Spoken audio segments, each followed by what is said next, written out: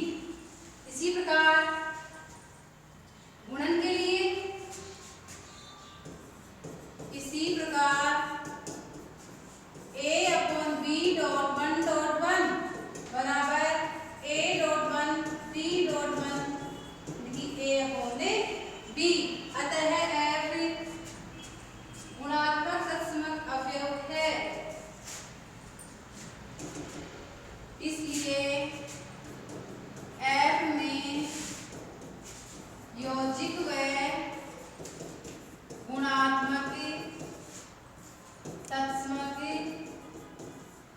अवयव है। ठीक है, आप क्या कहते हैं, प्रतिलोम अवयव का अस्तित्व है। तीसरा है आपका योजित प्रतिलोम।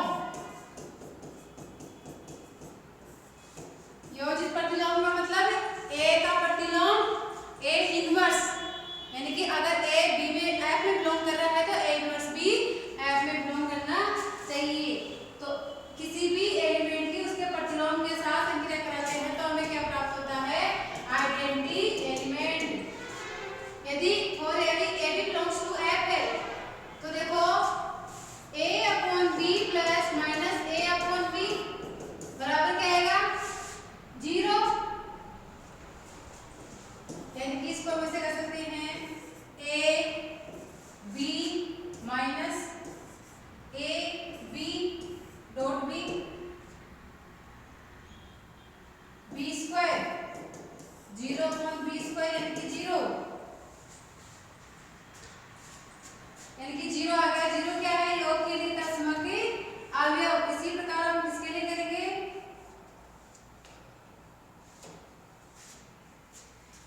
या minus A upon B plus A upon B बराबर क्या आएगा, माइनस के ए डॉट बी प्लस का A dot B upon B square बराबर 0 अपॉन बी स्क्वायर बराबर 0। अर्थात हम क्या कह सकते हैं, अर्थात a upon B plus minus a upon B बराबर किसके आ गया, 0 बराबर माइनस का a upon B plus a upon B, यानी कि योजित का प्रतिलोम अवयव का अस्तित्व है। अब हमें क्या करना है, यानी दो a अपॉन b का योजित प्रतिलोम क्या हो गया, हमें आइडेंटिटी से प्राप्त हुई, माइनस ए अपॉन बी है। माइनस ए अपॉन बी से तो प्राप्त हुई थी, अतः योजित प्रतिलोम क्या हो गया इसका, माइनस का ए अपॉन बी। अब क्या करना है, इसके लिए बंटनशीलता सॉरी क्रम विनिमयता। चौथा है योग व गुणन का की क्रम विनिमयता।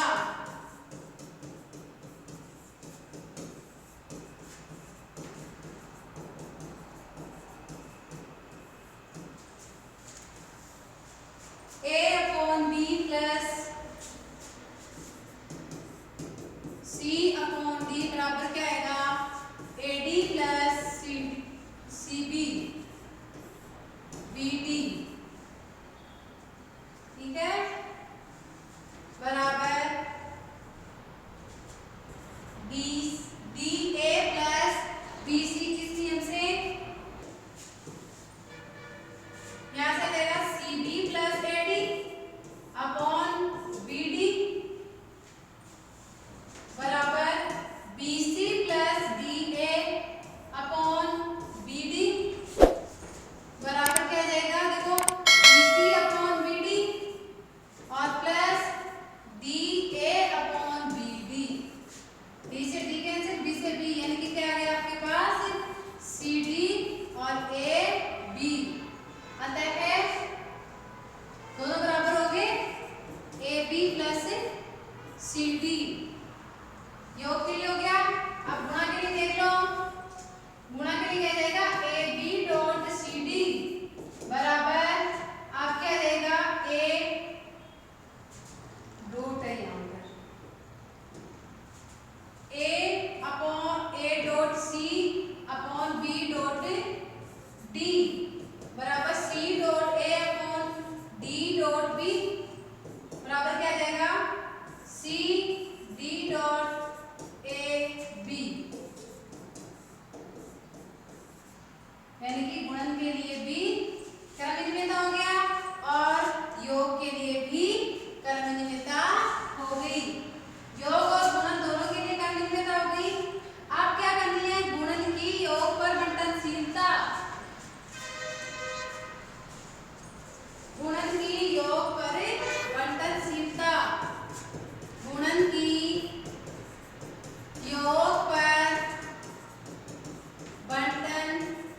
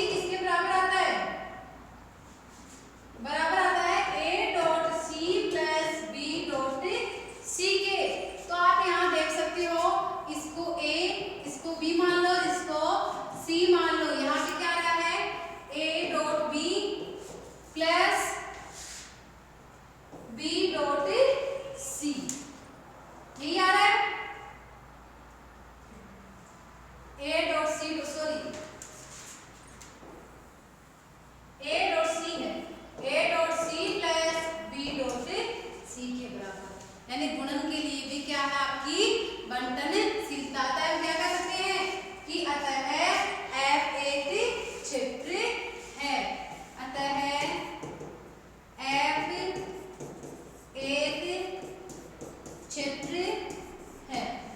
क्षेत्र हमने सिद्ध कर दिया। अब हमें सिद्ध करना है कि जो उपसमुच्चय है F का S वो D के क्या है, यानी पूर्णांक के प्रांत D के तुल्यकारी है, यानी कि S तुल्यकारी है D के। S क्या है आपका, जो क्षेत्र F है उसका उपसमुच्चय। आगे देखो, अब F का एक उपसमुच्चय S इस प्रकार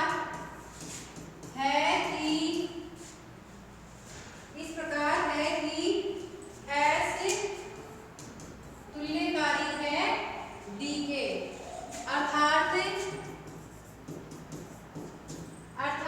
S के तुल्यकारी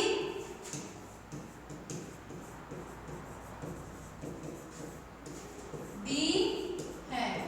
तो इसके लिए क्या करना पड़ेगा हमें, सबसे पहले हमारे फलन को एक एक की, फिर आच्छादक और फिर समाकारिता। अगर एक एक की आच्छादक समाकारिता है तो हम कह सकते हैं जो हमारा फलन है वो तुल्यकारी है। तो इसके लिए मान लिया हमने F मैपिंग है आपकी S से D,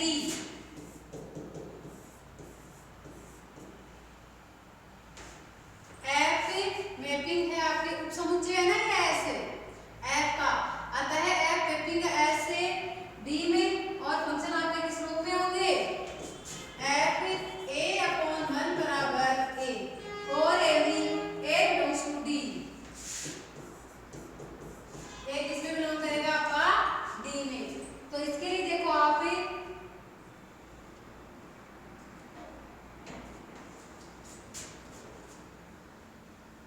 जहां 1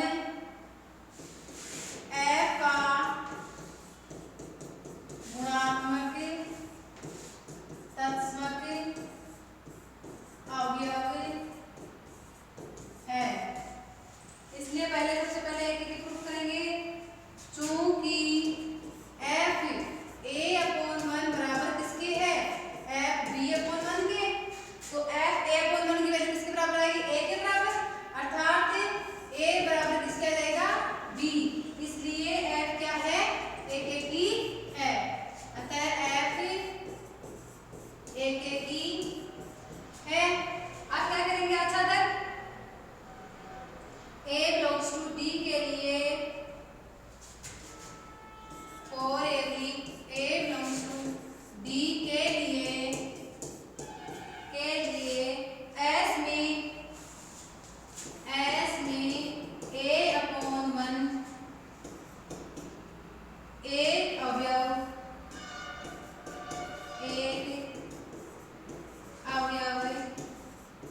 इस प्रकार विद्यमान होगा कि इस